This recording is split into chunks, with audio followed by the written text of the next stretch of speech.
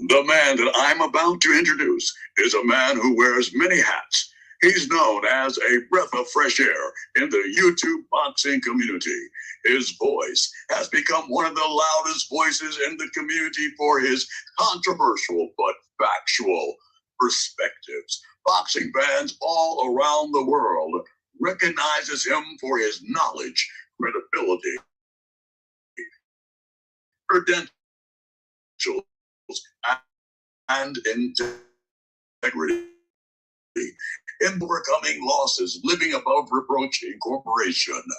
He is certified as a credit counselor, tax practitioner, experienced full-time entrepreneur, trained as an amateur boxer, and licensed as a boxing manager in multiple states in the country. He is the author of these words. You're going to need to get you a pair of these. The viewership is increasing exponentially. He is the author of these words. Roll the tape. Ladies and gentlemen, members of the jury, members of the Roll the Tape film crew, I introduce you to the undisputed, undefeated, hottest manager on YouTube. Ladies and gentlemen, he is Manager Marty. Ladies and gentlemen, members of the jury, members of the Roll the Tape film crew, welcome to another episode of Roll the Tape with Manager Marty. I'm so excited to be here today. I'm glad that you all can make it with me today. You could have been anywhere in the world, but you chose to be here with me today. We're going to talk about the business of boxing today. Yes, we're going to talk about it like we talk about it every episode. Now, here's the thing. Before we get started, right, we know and realize that we are in competition with others that may be live. But the bottom line is this. That doesn't stop us from providing quality content. This is a topic that's been going around, circulating all across the YouTube boxing community within the last 24 hours. And so we have to deal with it today. Okay, we're going to deal with it. We're going to talk about the business of boxing. We're also going to talk about the sport of boxing. Glad you all can make it if you are viewing us for the first time. I want to welcome you. You will not be disappointed today or furthermore, but I also encourage you to please feel free to subscribe to the channel right now. You don't have to wait until it's over. You can do it right now. Press the icon, that bell icon. Yeah, you can click on that and then the word all. Click on the word all. You will receive all of the notifications of all of the content that I'm going to publish, and even when I go live. I'm so glad to see the chat and everybody else that's going to engage in the chat. I welcome you as well. If you are a returning viewer, I welcome you as well. If you're watching or listening to this podcast on the replay version of it, feel free to leave a comment in the comment section below. Like and subscribe to this channel if you haven't done so already, so that the education and the entertainment value can reverberate all across the world and all across the YouTube boxing community. Now, you know we have to do our town watch check-in. We have to do it. So we're going to hurry up and get that out the way real quick. That's our icebreaker. That's how we build the energy up before we start talking about the business and the sport of boxing. Let me also say this. If you are interested in engaging in the chat, let me say this right now. Feel free to engage in the chat. Okay? I don't have to give you all rules. We are adults. We all know how to conduct ourselves accordingly. But we look forward to each and every last one of you to engage in the chat. If you choose to provide any financial contributions to improve the quality. And I'm talking about the visual and audio quality of the content and on the channel. I want to let you know right now in advance, I thank you. And you will be publicly acknowledged for the contributions that you all will make financially today for supporting the channel as the viewership is increasing exponentially. Let's get our Town Watch check-in right out the way, because we got we got to talk about this, y'all. You all seen the topic. We all hear the rumors and reports that PBC and Showtime will not renew their contractual commitment toward each other when their contract expires. And of course, people are interpreting that not only is the sport of boxing dead, but PBC itself is no longer going to be credible and basically not going to be viable enough to put on these shows. And of course, Showtime is going to do the same thing HBO has done, and that's close their doors on the sport of boxing. So we're going to talk about the implications. We're going to talk about all of that today. I'm just so excited to be here with each and every last one of y'all. And we're not going to waste any more time. We're going to deal with it. And I just want to say this real quick. The link, just want to let you know, the link is in the chat. Anyone that wants to be a guest on our podcast today, the link is definitely in the chat. Just wanted to put that out there real quick. No topic is off limits when it comes to the sport of boxing on this channel. Just wanted to put that out there real quick. I'm trying to pin it to the top of the chat. For anyone who wants to join in, if you like to, and so that the link can be more accessible to you. Let's get our Town Watch check-in out the way. Before we do that, real quick though, let's do an audio check. Can I get a mic check in the comment section? Just want to make sure that my microphone is working as clear as day. Can I get a mic check? Can somebody in the chat confirm with me whether you all can hear me on this new microphone I invested in? I just want to do a mic check. Can I get a mic check from somebody? Mic check? Somebody said the mic is good. Can I get a mic check from somebody else? I'm trying to pin this link to the top as we prepare for our Town Watch check-in. Can I get a mic check from somebody else, please? All right, Wes, I see you. Intelligent Savage, salute, I see you. Salute and welcome to everybody that's in the chat. Live and living color. I got one of the hottest chat members. I got one of the hottest chats, period, on YouTube. And I know everybody else's chat be on fire, but I'm talking about my chat. Man, I just be seeing some heavy hitters in the chat. I'm trying to pin this link to the top, though. That's what I'm trying to do. I don't want nobody to miss it.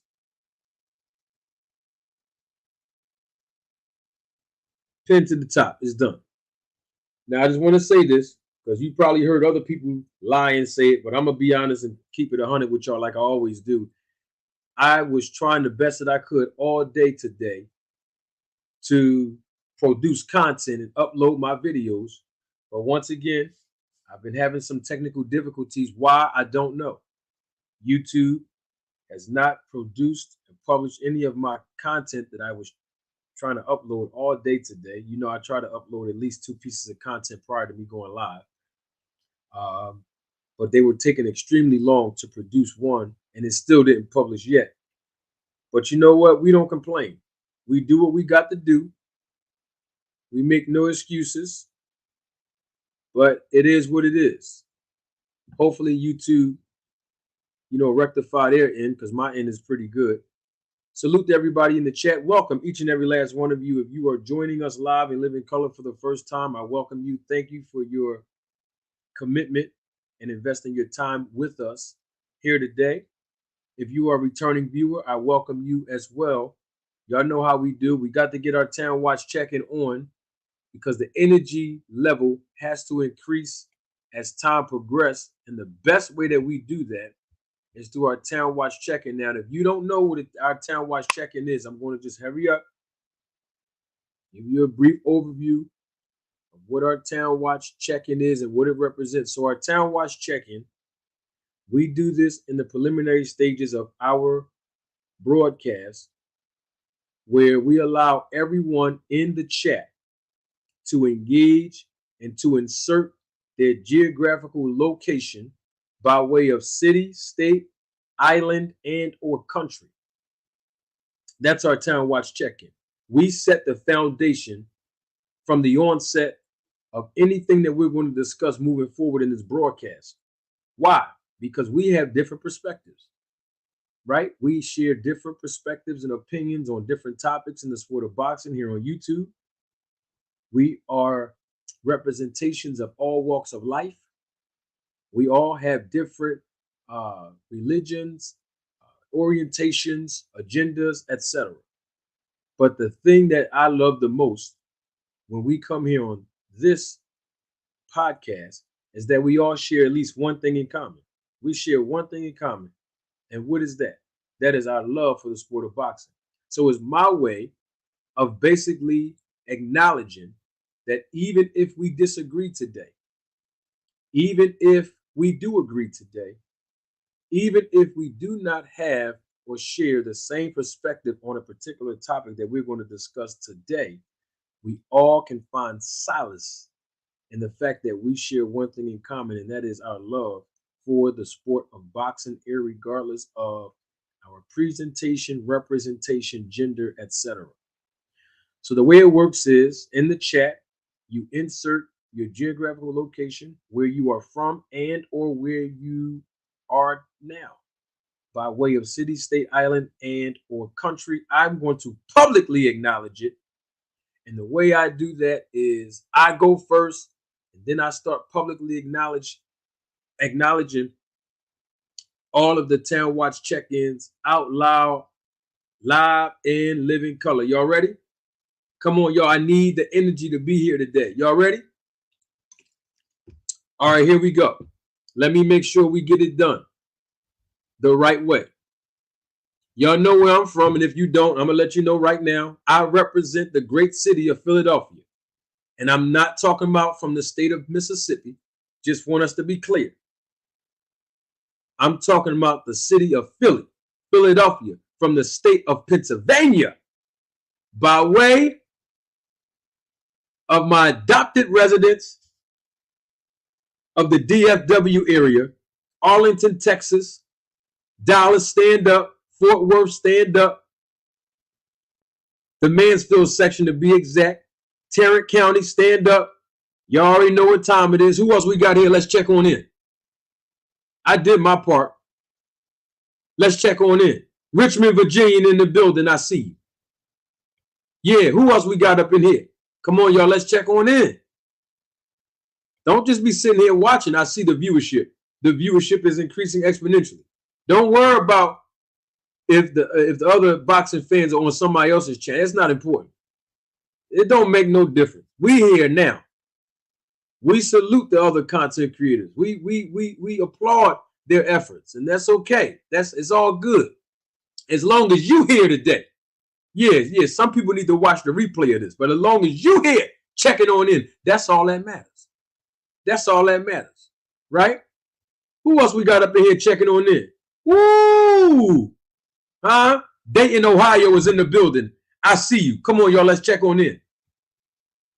Come on, y'all. Let's check on in. King William, Virginia in the building. I see you. Richmond, Virginia in the building. I see you. I see a whole lot of people from the East Coast up in here. Philly is in the house. I see. Listen, every time I see my city in the chat, y'all just get super excited. Three Heads, I see you. You know how it is. Hey, Three Heads, real quick. I don't want to, put you on the spot, but I'm just asking a quick question real quick. What part of Philly you from, Three Heads? We got to represent where we from. What part of the city you from, Three Heads? Type it in the chat. Let me acknowledge that. Now, I said that we got the East Coast in the building. I said that already, right? We also have the West Coast in the building. Yup. Come on, y'all. Y'all know she a member of the channel. And you know she come on through every chance she get. Y'all know who I'm talking about. My homegirl Tashi. What up, Tosh? Representing Los Angeles, California. Let's check on in. Who else we got in here? West Side? Rochester, New York is in the building. I see you. Hey, Roderick, every time I see you in the chat, Roderick, I get excited because I don't just represent America. I represent the UK. London is in the building. Man, this ain't just about America. We got people from the Philippines that watch this channel. We got people from Australia that watch this. And we got people all from the UK that watch us. Salute to my guy, Roderick, from London in the house. Now, I didn't say East Coast. I said LA, which is the West Coast, San Diego, California in the building. I see you. Now I got to slide to the Midwest. Detroit. Detroit is in the building. I see you. Who else we got up in here? Let's check on in, y'all. We ain't going to take all day with this. We ain't going to take all day with this. Let me slide back to the East Coast. Harlem, New York is in the building. Harlem is here. Who else we got up in here, y'all? We ain't going to take all night. Let's check on in. Hey, Shine, I see you all the way from Iowa in the building. I see you. Let's check on in. Richmond, Virginia, sliding back on in here. Let's check on in, y'all. You ain't going to find this type of check-in nowhere else. Hold on for a minute. Somebody, hold on. Let me see somebody from Philly. Oh, huh? South Philly in the building. Broad and Ellsworth. What y'all know about that? What y'all know about South Philly? See, a lot of y'all tourists think that Pat's and Geno's is the real Philly cheesesteak. Come to Philly and hit up your boy Manager Marty. I'm going to take you out to the real cheesesteak. You know what I mean? Real cheesesteak spot. Salute to South Philly. We here. We here. Who else we got up here? My man Head said he from, y'all see where he from, 30th and Lehigh. But he can also say 19th and Hunting Park. Huh? What y'all know about these areas in Philly, man? I know these areas. I've been over there. We know what these areas are like. We representing. Okay? Three Heads, what's going on with you again? I don't want to put Tashi on the spot, man. We represent Watts. You hear me? West Coast in the building. Is that all? The viewership is increasing exponentially. But is that all? I don't want to leave nobody out. And I don't want to be biased because I'm from Philly. I want to make sure I represent everybody in the chat when it comes to their geographical location. Can I get one more check-in? Then we're gonna move on with the with the 1, 2, with the broadcast. Can I get one more? Just real quick, just one more. Can I get one? One more check-in. I ain't seen nobody from down south on here yet. Ooh, can I get one check-in? One more before we move on. We done said the East Coast, Midwest, West Coast. It don't matter where you're from. Can I just get one more check-in before we move on? Just one more.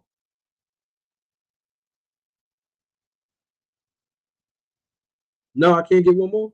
Oh, I knew I can get one more. Forget a city or state. We got another person here representing their country of Vancouver, Canada is in the building. So not only is America here, not only is London here, but we also have Canada in the building. Woo! Come on, man. Stop playing. 7th and Snyder in the building.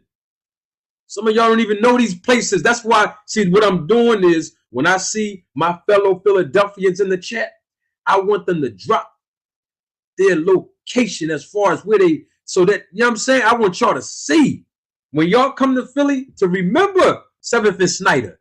Huh? Remember 30th and Lehigh. Remember South Philly. Remember these places. That's all I'm saying. So you can get the real Philadelphia experience. Okay? Salute. Felicia, I see you, sweetheart. Hampton, Virginia, back in the building. I see you. All right, y'all, we got to get to this. I appreciate each and every last one of y'all. I see you. I see you, MLK. You said you used to live on 44th and Walnut. I see you. West Philly in the building. I see you. No, that's right. We got to do this, y'all. You know, I gotta show my face for this. You know, I ain't never scared to show face. Y'all already know that. Y'all already know what time it is. I'm going right in. Let's get right to it, man. Look, right.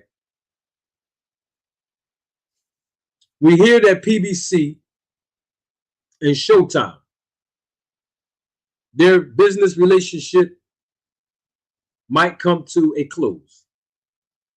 They might just shake hands, dap it up, and go their own separate ways. And people are interpreting that as either bad business on PBC's part, bad business on Showtime's part. Some people are interpreting that as the na, aha, I told y'all so perspective. Some people are interpreting that there's something wrong with that. Some people are interpreting that as both of these entities have not done good business. Some people are interpreting that as this is what happens when you have certain type of demographics in charge. Well, we done heard it all. We done heard it all, but I can't start my segment like this. We did the Town Watch check-in. Let me take these off. I got it. Fellas, y'all know when I take these off, especially in the beginning of the segment, y'all know what's about to happen right now. When I take the glasses off and I tell all the fellas, step to the side, this ain't personal, but this message, this public service announcement is not for you. Not right now. Y'all know who it's for. And so do the ladies. That's why they're here. And it's for you. Yes, you, sweetheart, you. I'm looking dead at you in this camera, okay? I'm talking about you. This message is stop looking around, stop worrying about who else in the chat. Girl, I'm talking about you. I want to thank every woman, every lady that's watching this podcast live in living color right now. And if you are watching the replay of this live, I want to thank you as well. You are also included, equally included in this public service announcement from Manager Marty all the way to you. Thank you so much for supporting this channel, for investing your time, for contributing financially to improve and enhance the quality of this podcast and this channel. I want to tell you, thank you so much. And I got to give you ladies, you queens, a double salute. And the reason why I'm giving you a double salute, because the first salute is because of your unwavering support. But the second salute of the double salute is because of how well, my God, I love it, and how modest you conduct yourself as ladies with the decorum that you do. And sometimes, unfortunately, it is more mature than some of the men that have come on the panel and that engage in the chat and even in the comments section. So, ladies, I'm telling you, we can't do nothing without you, period. We are birthed from you, ladies. So we honor you. We respect you, ladies. Thank you so much. And I want to tell you again from the bottom of my heart, from Manager Marty to you, thank you for your support. And I appreciate every little thing that you do in the chat. Every little thing you do, I see you. I see you. I already know what's going on. And I'm going to tell you something. The analytics that I'm looking at, I'm going to leave you with this. The analytics that I'm looking at in my back office, right? Let me tell you what it's telling me about the viewership of women. The viewership of the female demographic. The viewership. Y'all know what the viewership is doing.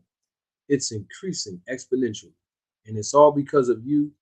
Don't ever, ever, ever forget that it's all because of you that this podcast is growing, this channel is growing, and I will never stop interrupting my segment, no matter where I am and what time of day it is, to be able to give you your flowers while you are still here to smell it. That's for every woman that's watching live, whether you engage in the chat or not.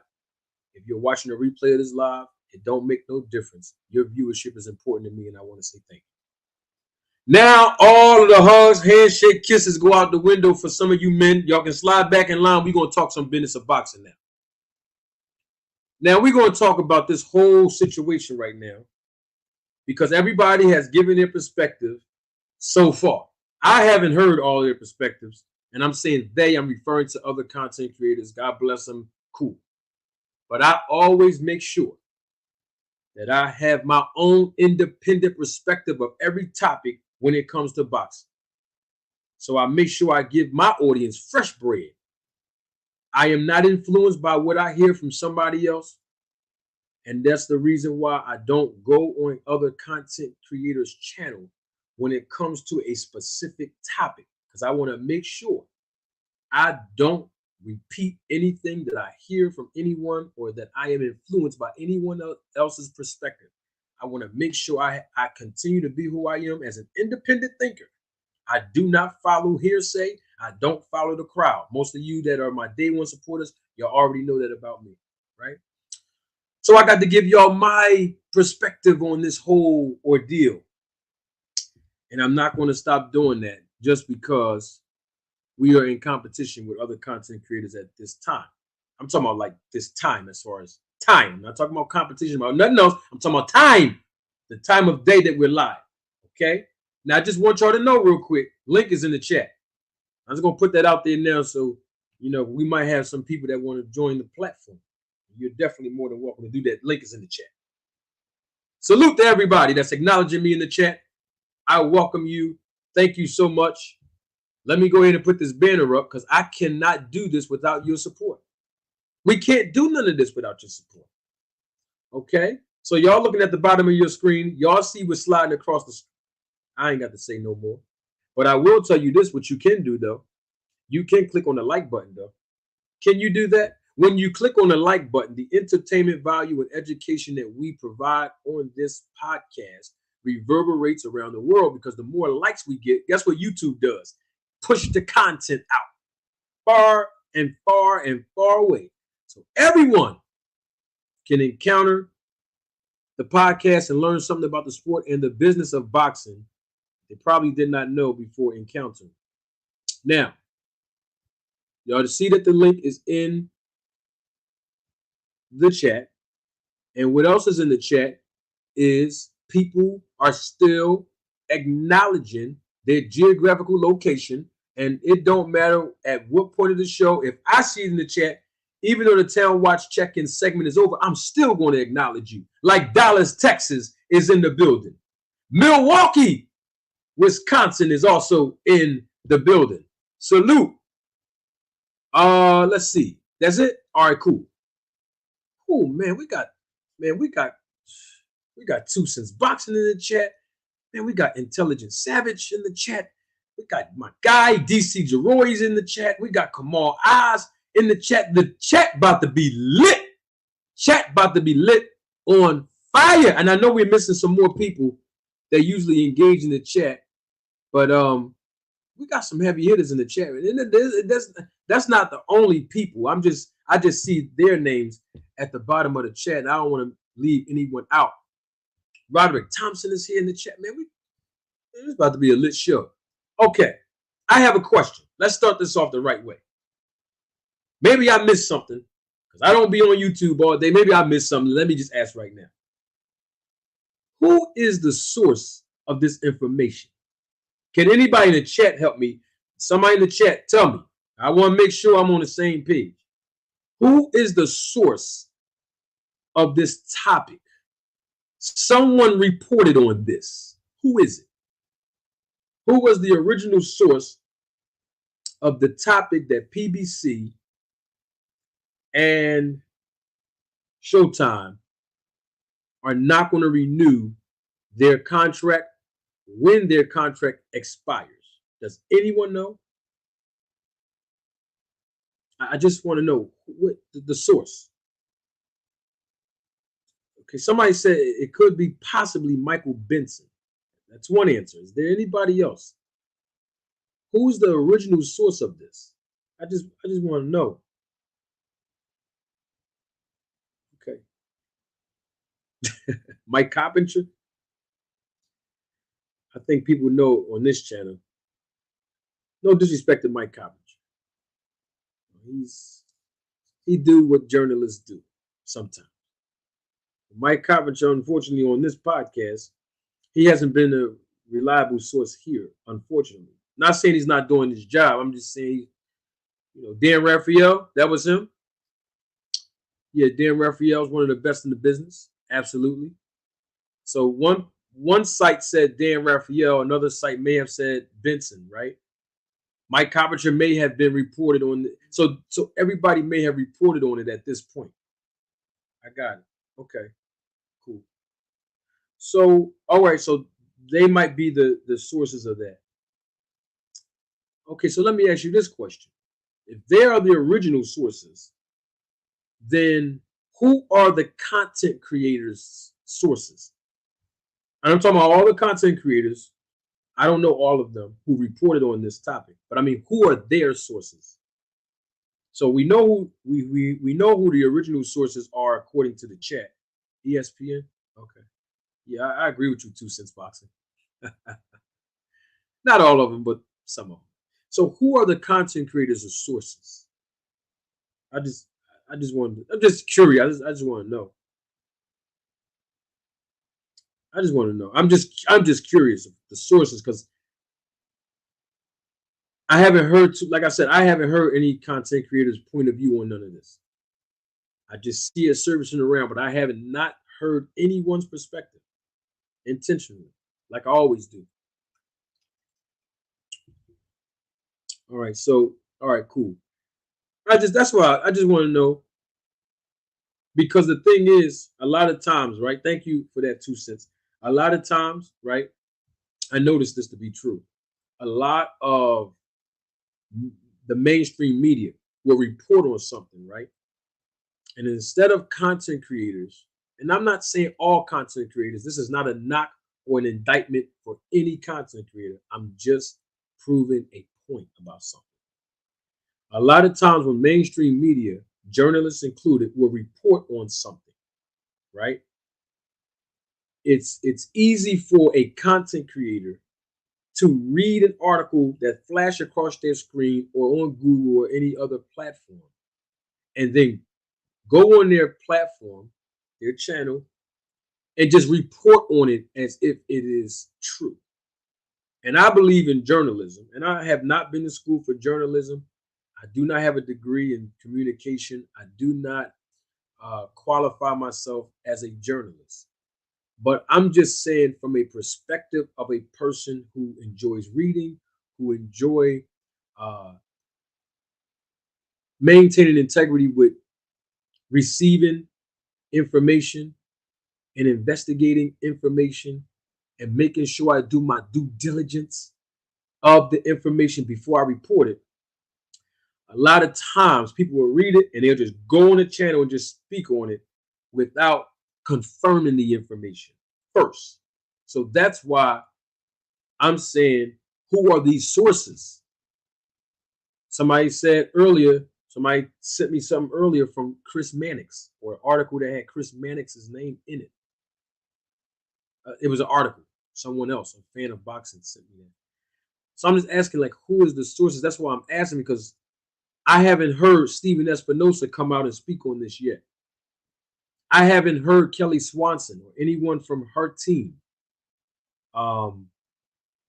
speak on this yet. And I'm referring to the information about PBC. And I do agree with someone in the chat who said you don't have to have a source for public information. Well, there's two folds to that comment. I do agree to some degree on that. However, the flip side of that coin, though, is how is it becoming public? In other words, is if this conversation someone from PBC and or Showtime have with, let's say, a reporter or a journalist, and that was private, right? Then, bam, how can it be made public? I think that's the point that I'm basically trying to make. In other words, is people are reporting this, but we have not substantiated any evidentiary documentation. And I have a saying: hearsay is heresy.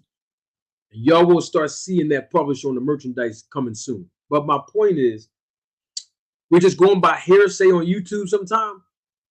And then everybody's reporting it. And then the same people that's reporting it, that's going by hearsay, got to come right back and say, I was wrong.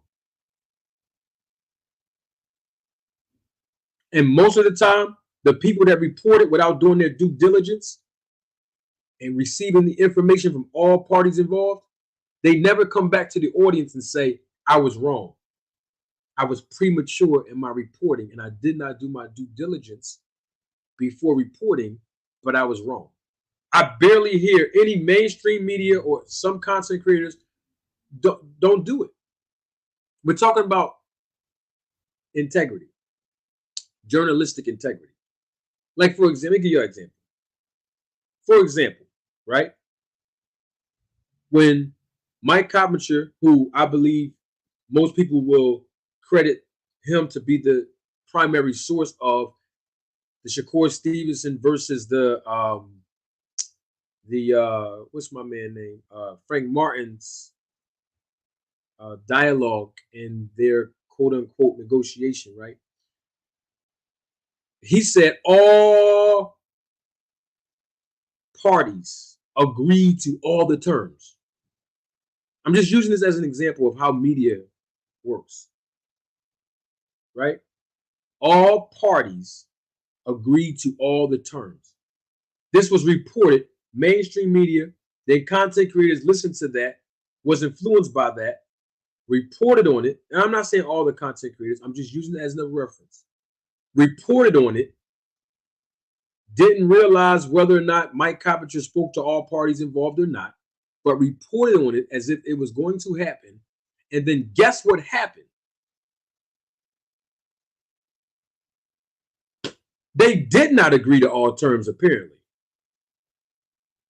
But I didn't hear mainstream media or the very people that was reporting this that like it was going to happen, a fight. When I say it was going to happen, a fight between Shakur Stevenson and Frank Martin. They didn't come right back around to that same audience and say, look, we got our information from this particular source. It's not going to happen.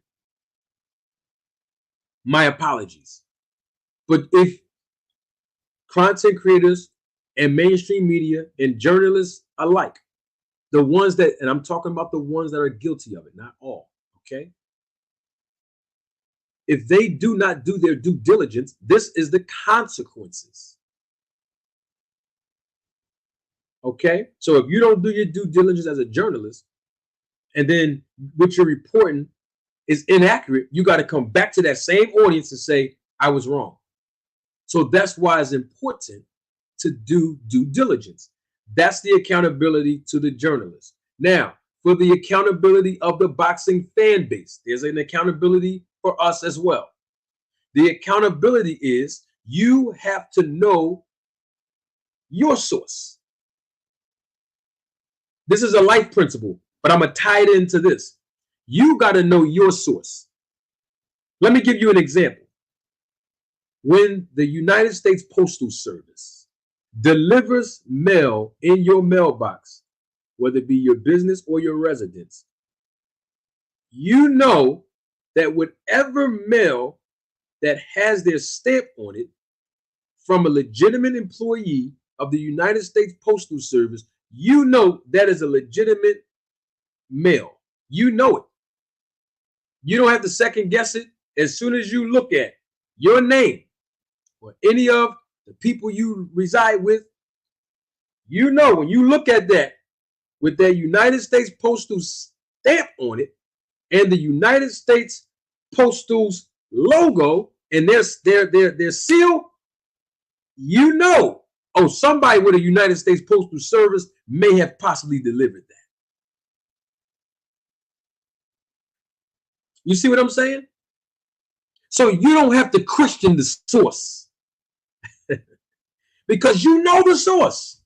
The source has credibility. The source has longevity. The source is real. You don't have to question it. But you have to know your source as a boxing fan. You got to know your source. Who am I listening to? Who am I hearing this from? And then find out the source that's delivering you the message. like the source that's delivering you your mail, find out if they're credible. Find out if they have integrity. Find out if they are honest in their journalism. Find out if they're unbiased before you start believing. You see? So everybody's responsible when things are being reported. From the boxing fan base, from content creators and journalists who are employed by the major media outlets.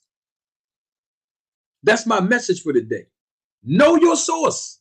Salute to my guy in the chat. Great content creator, Knockout Boxing 86 TV. Salute to you, my brother. I see you. We got to know our source. And if the source is credible, then you should be more inclined to believe it. But if the source is not credible, if the source does not have longevity, if the source does not have integrity, at some point, though, you must say within yourself, I'm not believing it until I receive more what? Receipts. More proof. I'm not saying all of this to say that these reports are false. I'm not saying that. I'm just saying at some point, we got to stop going by hearsay with no evidence. We do. I have a saying for all my new viewers watching live and living color.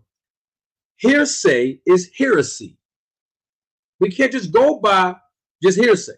We have to have evidentiary documentation from a source, right, that maintains enough integrity to challenge themselves to do due diligence, D-U-E, due diligence, before reporting on it, right? So that all of us can receive the accurate information. Now, I have another point with this. At some point, we all must agree, all of us, we're all adults. So we all can attest to this experience, even if you spent 25, 30 years, 40 years, 20 years on one particular job. At some point in your whole entire life of legally working, we all have experienced a business relationship with a person and or company at some point where we decided or they decided that we need to move on without continuing that business relationship. We all have, whether we were teenagers when we started working legally, or young adults, or adults like now. We all had at least one experience, at least one, where we decided this might not be the best employment opportunity for me as it once was before I got here, or when I first started. So I'm going to move on. This business relationship with this person, people, or entity, it started out pretty good at first, but I think I need to make some adjustments. Or the other parties involved says, this is not a good fit for us. You are not a good fit for us. Whatever the case might be, we are going to amicably distance ourselves from this business relationship, and we both are going to move forward. I'm saying all of that to say, okay, what if these reports are true? That Showtime and PBC will not renew their contract. Okay, it's business. Okay. And this may not be a bad idea overall. May not be a bad idea. How do we know? I mean, we don't know Amazon Prime's budget, because that's the other company that these reports are saying that Al Heyman and PBC representation are in talks or negotiations with Amazon Prime. Speaking of Prime, what happened to BLK Prime? What happened to them? I'm just asking because when that whole situation happened with BLK Prime, we didn't hear a lot of media talking about that business relationship. We didn't hear it. I'm just saying we did not hear it. Oh, we hearing about Al Heyman and PBC and Showtime. Oh, we hearing about their business relationship, and that might not work out. But what about when BLK Prime didn't work out? Some people swept it under the rug. Or what about when ESPN laid off over 20 of their sports media personalities because of budget issues? We heard about it for like a day, and then that was swept under the rug. I'm just saying this was, in other words, is why every time it come to PBC, people have to sensationalize it. Always have to speak on it in a negative. Oh, PBC. Oh, Showtime. Oh man, something ain't right. Why? It's always Showtime and PBC. Something ain't right. Something ain't right. Something ain't right. Something ain't right. Oh, they doing bad business. They doing bad business. They doing bad business. But when other networks, and one of them went out of business, from what I've been told and what we all been told from the other content creator who was over there, everybody speak on that. ESPN downside. They downsized. They had budgeting issues. They're trying to work things out for the new fiscal year. We heard it for about a day or two, and next thing you know, swept under the rug. Didn't hear nothing else about it. Oh, but now it's PBC. Oh, now it's Showtime, and we're hearing that they're not going to renew the contract with each other. So all of a sudden now it's a bad idea. All of a sudden, I told you so. Told y'all didn't want to listen when we talked about Paramount. I told y'all when y'all didn't want to listen when we told y'all PBC was going out of business. Yeah, that's what people, I'm sure that's what they're saying. Know your source. That's my spiritual principle for the day. The point that I'm making in that last piece that I brought up, some people have selective outrage. Oh, when it happens to other companies, it's cool. And ESPN is a global network. Number one, global network. But ESPN don't talk about boxing, do they, y'all? Let's keep it 100. They talk about every other sport every single day. They find topics on every other sports every single day, all day long, except for boxing. I'm not hating on them. I'm just pointing out some facts. But when they had the downsize, and most of the personalities that they laid off were people with longevity, with notoriety, with fame, and definitely were receiving millions of dollars in their paycheck on a yearly basis. Nobody talked about that. But now there's negative coverage on PBC, Al Heyman, and Showtime. Why is that? It's interesting to me. Selective outrage. I want to speak on that. Because think about it in this sense, right? And I'm not taking up for PBC, Showtime, or none of them. I'm just using basic logic so we all can at least have a foundation to move forward with whether this is true or not and how to deal with it. So when Al Heyman and PBC secured those network deals, you know, like with Spike TV, ESPN, before Top Rank went over there. Some of y'all have short-term memory and forgot that PBC was on ESPN. Okay, anyway. Fox, FS1, a lot of people didn't want to give credit to PBC and Al Heyman for securing multiple network deals at one time, as they were using the monetary resources to build up and prepare their fighters in their stable. Why? So we can talk about them today. And a handful of them are pay-per-view superstars. Now, I want to point something else out. May not be a bad idea. It's business. It's never personal. It's just business. From January, the first week of January of 2023, all the way up until November of next month, And I'm talking about David Benavidez versus Andrade. From January to November, as of right now, I don't know what December is going to hold. I don't know if Crawford and Spence going to fight in a rematch in December or not. But we're going to talk about what we know so far. From January to November, PBC has out-hustled and outworked every part of a competition they have in this business. And I'm talking about promotional companies. Showtime has out-hustled and out-produced and published every other network that's a part of their competition. That's a fact. And we all can agree to that.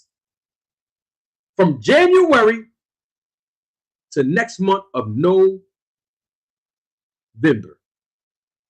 My point is, boxing has given all of us, fans of boxing, and even some of you who are just fans of fighters and not boxing, but just fans of fighters,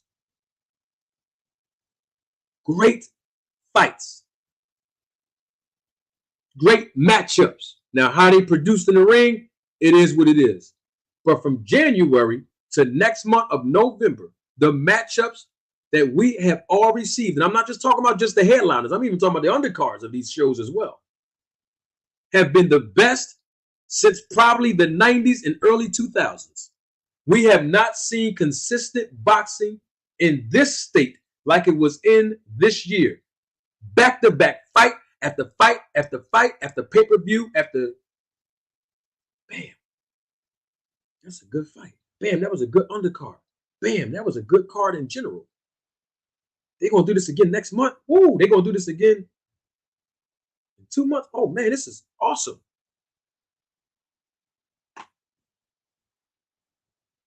We haven't seen this consistent boxing matchups in a very, very long time. But guess what? PBC, Al Heyman, Sam Watson, Tom Brown, Steven Espinosa, and everybody else that might not get the recognition and notoriety, but they have been hands-on doing the work behind the scenes. They gave boxing fans some good boxing. And you won't find another promoter from January to next month that you can say that out-hustled them. They gave more competitive fights back to back to back to back and was successful at doing so. You're not going to find one. So my point is, why is it that when something happens with PBC or a report come out with Showtime and PBC, people keep preying on their downfall? Okay, it's a business relationship. Things happen. We can't just keep criticizing PBC and Showtime. They're the biggest players in the game. I'm just saying. It's always negative coverage when it comes to Showtime and or PBC. I'm not talking about on everybody's channel. I'm just saying in general, overall, mainstream media included. Hey, okay, they're not going to renew the contract. Okay. Not the first time we heard in sports where contracts are not being renewed. I mean, hey, Ezekiel Elliott plays for the New England Patriots, for crying out loud. After just a few years ago, the Dallas Cowboys paid him a boatload of money. It's business. It's not personal. The Dallas Cowboys drafted the young quarterback from San Francisco 49ers. They're about to take a crazy cap hit next year for the boatload of money that they gave Dak. It's not personal. It's just business. How come when it comes to PBC and Al Heyman, people keep taking things personal? He got the product over there. And I told y'all before, you look at some old published content that Al Heyman, PBC, Showtime, they have Android and iPhone product. All the other competition is still operating off of the Boot Mobile network. Okay, they're not going to renew the contract. It's business. You know, the link is still up top. It's pinned to the chat. I flew the kite out already. as the viewership is increasing exponentially. That's all I'm saying. What is the big deal? When Al Heyman secured the networks of Spike TV, ESPN before Top Rank went over there, Fox, FS1, the list goes on, and then Showtime, people still was hating, giving negative coverage. Okay, so now one of those major networks, Showtime, they may not renew the contract. Okay, what would the problem be? Okay, he might go to Amazon Prime and take the product of good fighters over there. Okay, maybe that's going to enhance the fighters' resume. Maybe that is an opportunity to give the fighters over at PBC more exposure to a broader audience. You know, casual boxing fans. Doesn't sound like a bad idea to me. What's wrong with that? We need answers. So what is this reporting really about? Know your sources, man. Know them. Hear them. Because when I told y'all months ago that the same people that kept saying, I told y'all, PBC going out of business, they don't have no money, the budget, blah, blah, blah, blah, blah. Guess what PBC did? Guess what Showtime did? Even though, of course, they know exactly when the contract's going to expire, right? Guess what they did? They gave us fight after fight after fight after fight after fight after fight. Where was the competition at? When Tank Davis fought Hector Garcia in January, where was the competition at? 90 days later, when Tank Davis fought Ryan Garcia, where was the competition at? Because the last time I checked, that was Ryan Garcia's first pay-per-view card. But he was with De La Hoya and Golden Boy Promotion for how many years? Haven't fought in a pay-per-view yet? He get with a PBC fighter. Phew. That was in April when they fought. But in March, David Benavidez fought Caleb Plant. Where was the competition at? I know where the competition was at in April. Right. We know where the competition that was at in May because Devin Haney fought Lomachenko. But after that, what else? Because you see in June, PBC had another card. Bam. Then in July, Crawford versus Spence.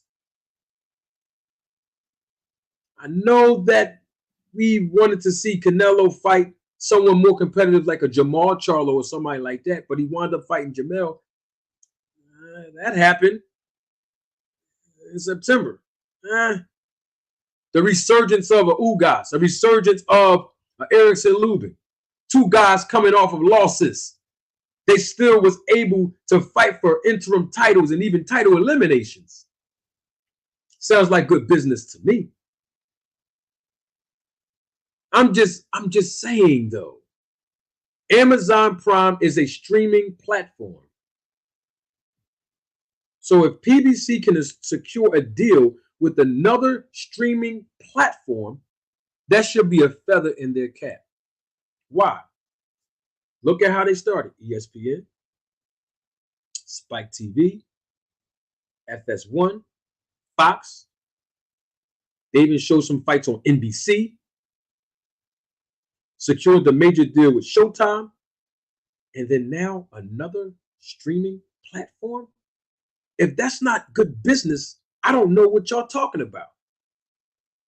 The fact that people said that they wasn't even supposed to make it this far, and they have and been successful, we should applaud the fighters over there. We should support the fighters over there. We should support PBC like we support everybody else. We should support the network of Showtime like we support everybody else. That's all I'm saying. Why does it have to be a negative when the business relationship between them two don't work out? But when the business relationship between Adrian Broner and BLK didn't work out, after he said, him and Crawford, that BLK promised a new wave, we only heard one report, two reports, and then a couple of content creators. But then every day after that, swept under the rug. We didn't even hear a report from the content creator who was supposed to be promoting the BLK Prime platform when it was over. Didn't come back and give the audience no reason of what happened. Didn't give an explanation. Well, yo, we tried. It didn't work out, but I appreciate all of y'all support for buying into the BLK Prime brand. I haven't heard it. Did y'all? I haven't heard a public statement yet. All we heard when Errol Spence asked the guy, Blue Blood, whatever happened to BLK Prime? Oh, it's over. It's done. That was Blue Blood's response. But I'm just saying, certain people didn't go back to the audience and say, oh, it didn't work out. We apologize. We tried. We would have respected that. Oh, but now when PBC and Showtime allegedly, we haven't even seen any proof of this, but allegedly are possibly not going to renew the contract, or anybody want to talk about that all day, every day, in a negative sense. That's interesting to me. I'm just saying, hey, I'm just pointing out the facts here. We got to keep it all the way 100. In other words, it's what's good for the goose, good for the gander. If we're going to report, we got to report on everything. It don't always have to be a bad, negative thing. Okay, business didn't work out. How many times we don't work at certain jobs that didn't work out? You know how many business relationships that you encounter and develop when you own your own business? And sometimes it's best to shake hands and say, hey, you go your way, I go my way. We fulfilled our contractual obligation and we're going to move on. Why is this a negative? I'm talking about the coverage that this rumor or report is receiving. It's all good. That's all I'm saying.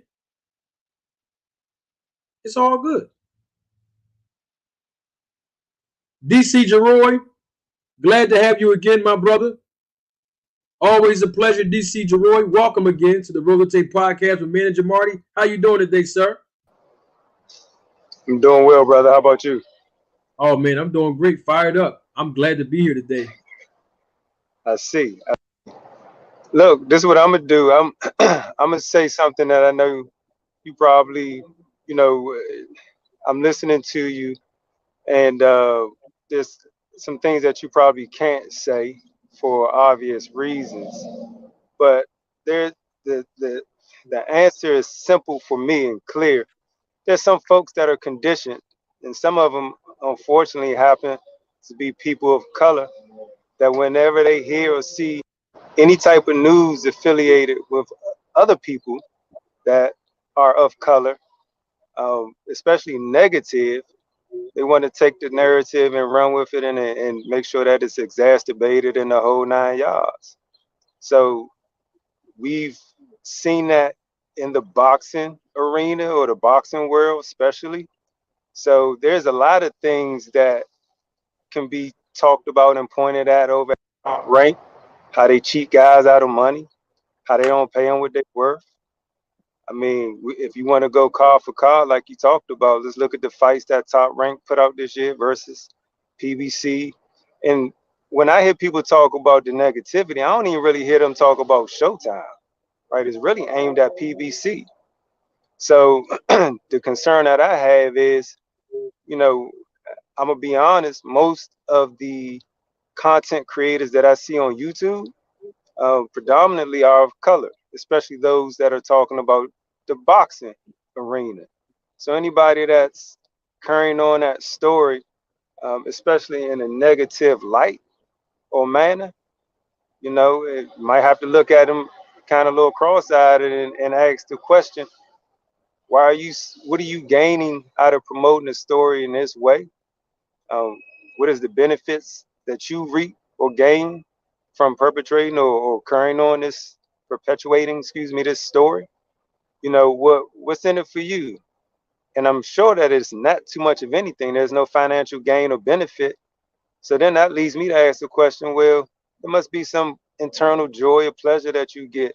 And don't tell me that you're reporting the news, because like I just said earlier, there's some things that take place on Top Rank.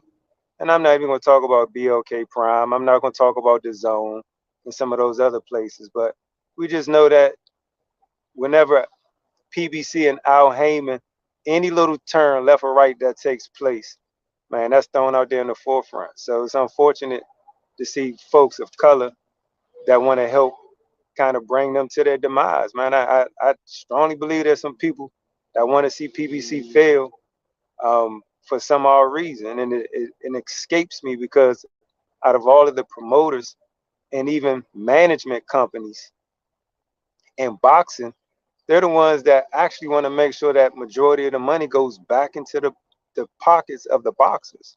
But nobody else had that business model in boxing. So what in the world and how in the world could someone be angry or mad or upset about that? That's trying to make sure boxers that are predominantly of color are getting their just due. It don't make any sense to me. So that's the problem. We got people that's just conditioned to go about living their lives that way, brother, and it's sad. It's sad.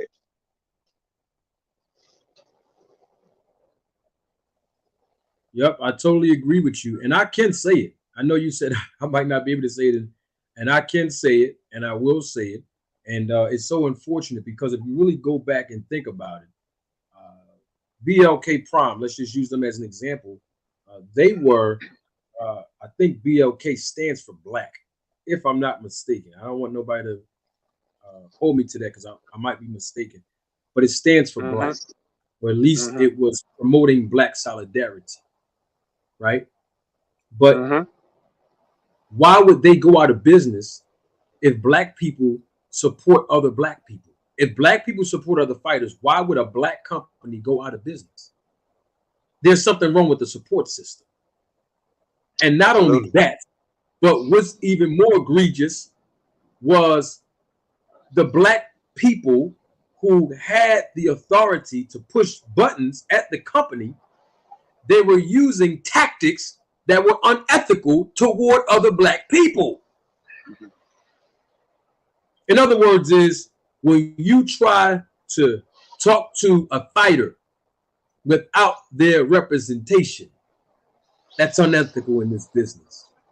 When you try to talk to the trainer and father of a fighter without their representation, when you know that the representation has a contractual obligation to a promoter or another network, and you still try to circumvent that process to get them to make you money on your card, that's unethical. We've seen these things happen time and time again over there at BLK Prime. And I'm not knocking them, I'm not hating on them. What I'm basically saying is that to echo your sentiments and your point is that when you look at the demographic, we're not supporting each other. But let somebody else of a different demographic say something that's unethical or do something that's not right, there's other black people who will applaud that. Let me give another example. You got a guy named Rick Glaser. I'm sure he's been on other people's platforms, but everybody got to keep it 100. He definitely was on this platform, on this podcast, and the way that he talked to me via text, live and living color before the whole entire world, there were black people that were praising that man for how he was respecting me and being very derogatory toward me when I've been nothing but respectful to the guy. And they still are, thank you, DC Geroy, and they still are tap dancing for the white man. And all I'm saying is, I'm not making this racial, but all I'm saying is he's the same guy every time something happens with PBC, Al Heyman, particularly Al Heyman. He is the same guy that will say derogatory things about Al Heyman over a 25-year issue that he got unresolved with the guy. And on top of that, he's going on platform to platform to platform to platform, denigrating this guy's name, excuse me, for whatever reason. And you got other blacks, instead of holding him accountable for that, they tap dance for him and repeat some of the things that he said. That's not even accurate. Hey, and so I listened to that show, as disturbing as it was, and if you were supporting Rick Glaser all the way up into that show, all right, let's just play devil's advocate, right? It should have been enough to hear how he regarded Brother Marty on a show. I mean, he acted like a 5-year-old kid that suffers from a lack of emotional maturity. He did so much screaming and carrying on. If that wasn't a turn off, what should have been a turn off for anybody is when the man said that Al Heyman is paying fighters. He didn't use the word black, but we know what he was talking about. Is paying fighters more than what they are worth, and it has created a gap or disparity in the boxing community. If that is not undertone for what we all know or should know, I don't know what is. And so after a man come on there that is not put life on the line, right? How do you get to determine how much my life is worth if somebody is willing to pay that to me? And that disturbs you so much, guy, that it has you acting outraged? Nah, that's not what that's about. You don't want to see black folks getting money the way that they're getting money, becoming young, wealthy athletes. And so you prefer to have them stuck in a pricing structure that benefits the mass majority of the owners and folks that look like you. If that's not enough to make somebody say, you know what, this guy's gone too far, then I don't know what is. I'm not sure how anybody can continue to stand behind and support the guy after he don't behave the way that he did, and you heard out of his own mouth how he feel and where he stands on paying black fighters. That should be the straw that broke. That should be the straw. Yep. And I actually asked Rick Glazer, and yes, I can admit this before a live audience. I did walk him. I did dog walk him into this on purpose because I wanted other people to hear what he had to say. And I will roll the tape if I have to for the new viewers and for those that were not here to understand what me and DC Geroy is talking about when Rick Glazer was on this podcast just about a month and a half ago or so. I did dog walk him into it because I wanted him to acknowledge that he doesn't have the authority of saying what a fighter's worth is and how small of a pay grade that fighters should get. When I'm telling the people, I'm in the business of boxing, I know the fair market value of fighters this day, according to our economic structure and the conditions that our economy is in this country. And he is actually disagreeing with me. So I said to him, I said, come on, Rick. I mean, we both in the business. We're both for the fighters. You know, the fighters making money and everything. We're both for that. We represent that with the fighters. And he said, his words, not mine. I'll replay it if somebody in the chat hating on me. He said, no, I'm not. He said it out of his own mouth. He's not for the fighters. He is not for the fighters. And I'm not expecting him to be for the fighters if he's being employed by the promoter as a matchmaker. However, you can't say you're not for the fighter, but then you try to influence the fighter to get in the ring with dubious negotiation tactics so that you can make money. You can't have it both ways, bro. You got to stand on one side of the fence and stay there. And for anybody that watched this content, that knows me personally and been a part of this process of me being on YouTube, anybody that's watching me can attest, even if you don't like me, even if you don't agree with me, everybody that knows Manager Marty or learned about me since I've been on YouTube can all agree that I'm definitely for the fighters, and I'm for the fighters making the maximum amount of their earning potential because they make a lot of sacrifices in this business. Now, even if you say, I don't agree with you, Manager Marty, I don't like you, and I don't think that you're being genuine and honest, hey, my credentials in this business and the relationships I've developed, that should be enough to make me credible that I'm here for the fighters. So I'm not here to impress or convince anybody. My point is, we had a guy on here who is not of the culture saying that every fighter should be below the fair market value. Nobody wants to work under the fair market value. This is why major corporations have contract issues with unionized jobs where they walk out and strike. It's all about money. It's like, hey, listen, the fair market value says that our employees are supposed to be paid based on this standard, according to the industry that they work in. But the company is saying, yeah, I hear you, but we're not going to go by the numbers.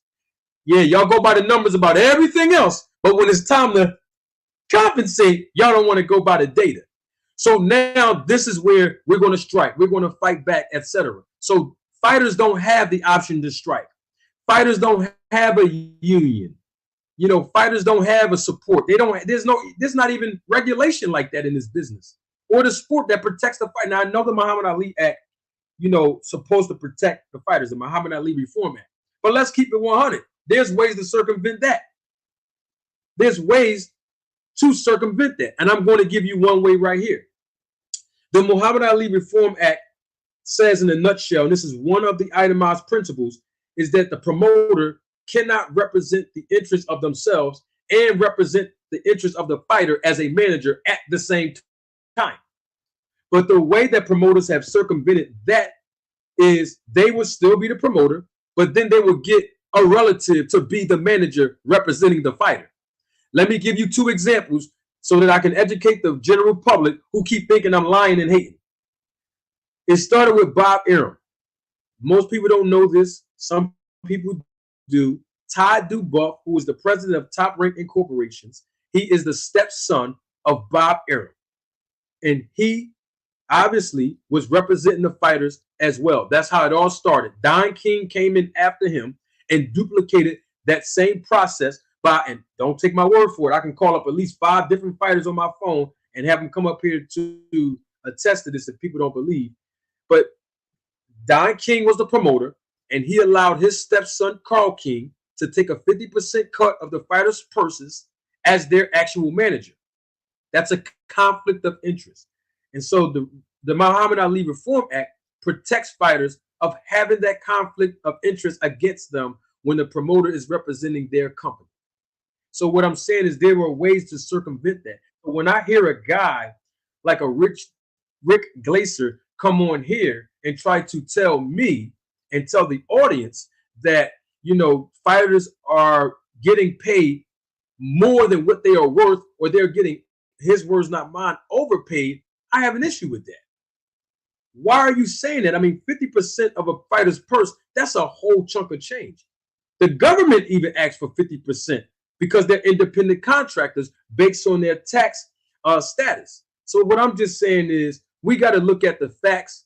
And when we look at what's happening in the culture of the sport of boxing, we just got to keep it all the way 100, and we got to call it out when we see it. There's a guy here by the name of Fort Greene Pharaoh. I believe he was on our panel before. I'm going to let him join the broadcast as well. Fort Greene Pharaoh, can you hear me, sir? Yes, sir. Peace and blessings, Manager Marty. Can you hear me? Yes, sir. Peace and blessings. Welcome to the Roller Tape Podcast with Manager Marty. How are you today, sir? Great, Manager Marty. Always a pleasure. Thank you, my brother. I mean, you've heard everything that I've said. I went on a little tangent a little bit. Sorry about that one. But I wanted to give the fans my energy over this topic. What do you have to say about it, Fort Greene? What's your take on it all, man? I'm not even going to hold you long, Manager Marty. I'm just going to say this. We're living in the age and time of streaming. And as we all know, Amazon is one of the, if not number one of the top 5 streaming apps. This is what they do. And we all know when we stream, we're taking away at least 50% of pay-per-view buys. And in doing so, that's taking away 50% possibly of what the fighters are earning. Is it fair? No. But that's the way it is. Me not being surprised about PBC joining with Amazon doesn't surprise me at all. You know what I mean? So at best, we can hope that Amazon treats the PBC as well as their fighters fair. And that's my take on it, Manager Marty. Man, I appreciate that perspective, and you are absolutely correct. And I was trying to reference a little bit of that earlier. This might not be a bad idea. This might be a situation where the fighters, get more exposed to a larger audience, for casual fans, but at the same time, we don't know what Amazon Prime's budget is. I mean, I know people saying, oh, they can just throw 200 million out. Business don't work like that. People are reporting all this stuff and have not made one transaction in the business of boxing. I've made a lot of transactions in this business, and I've never seen or heard of anything of that magnitude for a network to just throw money out. It don't work like that. This is a business. Nobody's in the business to lose money. We all are in the business of any business, not just boxing, any business, to invest the money and then obviously make a ROI, a return on our initial investment. So we in the business to make a profit.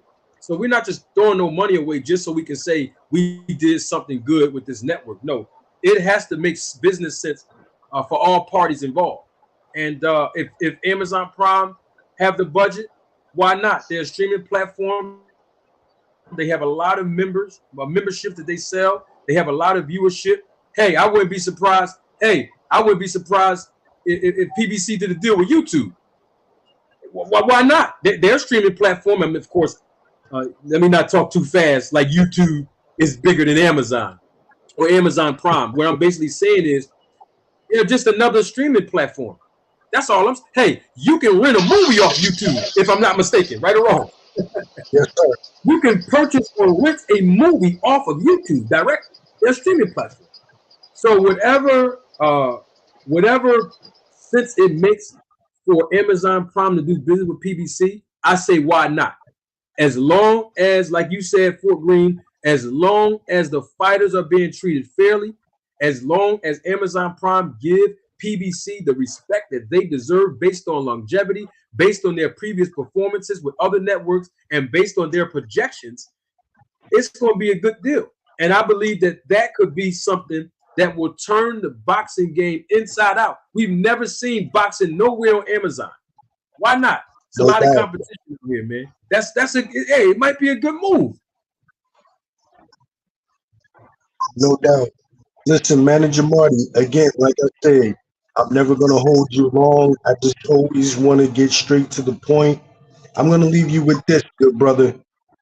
Why is it that they didn't entertain the idea of grabbing Top Rank or Golden Boy? And I'm going to leave it there.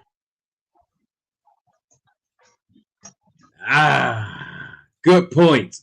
And I'm going to leave you with this. The same thing I told Rick Glaser, and I told the audience live and living color. ESPN don't have a bigger budget than Showtime. And guess what? We know Amazon Prime, they may have a bigger budget than ESPN. So, hey, like you said, they ain't called no other promoter out. So there we have it. Absolutely. Peace and blessings, Manager Marty. Always a pleasure. Salute to you, brother. Thank you for investing your time. Always a pleasure. I like how you come in, you sneak in, you say what you got to say, and just like bro man from the 5th floor, you be out. Appreciate you, Pharaoh. Appreciate you, Fort Greene. Bro man, my God. Salute to you, brother. Thank you so much, man. Look forward to seeing you again, brother. Absolutely. You got it. And like my man Kev said, my man Kev just said in the chat there, and I was going to bring this up a little later, but Kev, you're absolutely correct. I mean, Amazon Prime, they showing NFL games too now. So this is not beyond like a PBC or beyond any representation of PBC to go over there and do business. Go over there and do business with Amazon Prime. Look, they already showing y'all that, hey, they have an agreement and they spending millions of dollars, probably billions, but I'll just keep it safe and say millions of dollars, to the NFL to be able to use, their broadcast and their product to use it as content. YouTube do the same thing. You know what I mean? YouTube do the same. Listen, streaming platforms will use sports to produce content and make a profit off it. It's no different than ESPN, Showtime, or whatever. But why not give it a chance? If it is Amazon Prime that they're negotiating with, okay, cool. Why not give it a shot? And yes, you are correct, Terrell Howard in the chat. I see you. Absolutely, ESPN is backed by Disney because Walt Disney owns ESPN. Just like CBS is the parent company for Showtime. You know what I mean? The link is still in the chat, though. I was sent a video earlier. A small little snippet of a video just earlier today. I don't know who the person is. Somebody said something about they want to smoke with manager Martin. They went on another content creator's channel and said they want to smoke with me. I always find that amusing. Salute to my guy, Aaron H. Muhammad in the chat. I see you. I always find it amusing that people will go on another person's platform, another person's channel, and say that they want smoke with me instead of just coming over here originally and just telling me that they want to smoke with me. That's interesting to me. And we've seen this movie being ran several times before. Some of my returning viewers, some of you that are a part of the Roll the Tape Film Crew membership, and my day one supporters, we've seen that same play ran before. Y'all remember that? Y'all remember when I had that situation with Mike Williams Sr.? I'm not rehashing it, but for the new audience out there, when I had that situation, they call it a YouTube beef or what, I don't know. It wasn't a YouTube beef in my eyes, but you know what I'm saying? We had a little situation. Myself and Mike Williams Sr., the father of professional boxer Mike Williams Jr. And remember, he went on Monty Brown TV's channel, and he was acting like Hulk Hogan over there, right? But he admitted to me in a private conversation on the phone that he was in 2 consecutive lives behind the scenes, but he chose not to come on.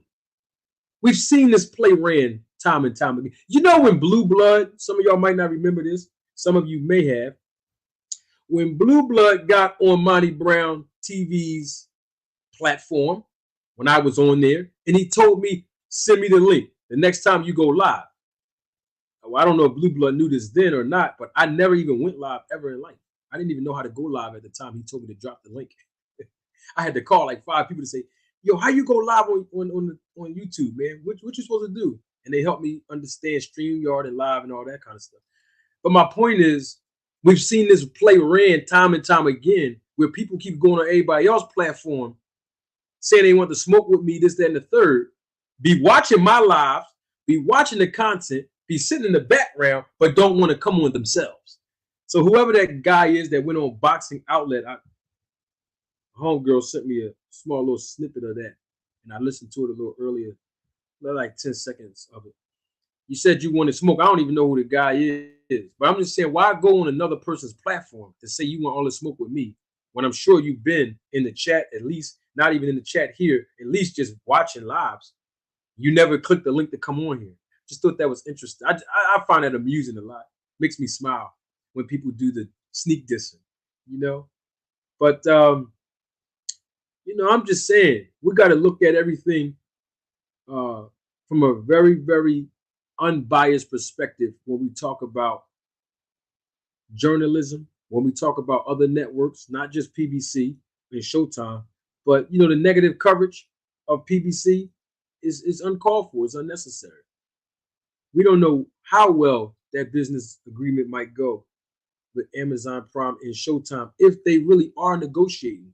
We haven't even heard any of the representation of PBC or Showtime or Amazon Prime, for that matter, you know, validate these reports. And I'm not saying that the reports are false. What I'm saying is we got to check out who the source is, like the source of the United States Postal Service when they deliver our mail. We know that they are real, and the mail that was delivered is also real. You may not agree with the contents, like a high electric bill, but I'm just saying, you know that the mail delivery was legitimate. So that's just how we should look at reports. We got to make sure that the delivery of the message is legit, but that comes from understanding the source being a person of integrity, a person of accuracy, and a person who is not a paid spokesperson, so to speak. All right. So that's my message for all of the content creators out there who's publishing and producing negative coverage on PBC. Stop hating on them. There's nothing to hate on them about. They ain't do nothing to you. Or did they do something to you? You might try to get media credentials and they told you no for whatever reason. I don't know. I'm just using that just to, little entertainment. But I'm just saying, like, so. And even if they did deny you media credentials, okay, the business relationship dissolved and you move on. I'm just saying, it's why it's always got to be negative coverage on Al Heyman, the black fighters over there, the network of Showtime. They all did good business. They had a heck of a run. Both Showtime had a heck of a run, and so did PBC, and so did the professional athletes there. They had a heck of a run. Everybody made some good money over there. There's nothing wrong with saying, hey, maybe the budget's not appropriate or whatever the case might be, but we're going to shake hands. We're still cool, but we're going to move forward and move on. What's wrong with that?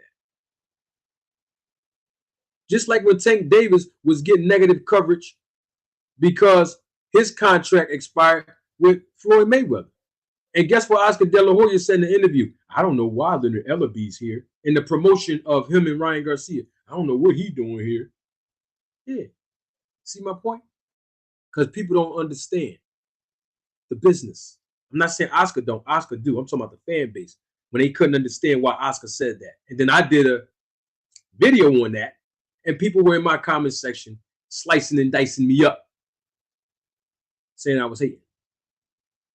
I'm just here to teach you the business of boxing. This doesn't mean that it's bad business. You ain't say it was bad business when PBC left FS1, Spike TV, and ESPN. Y'all didn't say it was. Some of y'all didn't say it was bad business then, because you know what they did?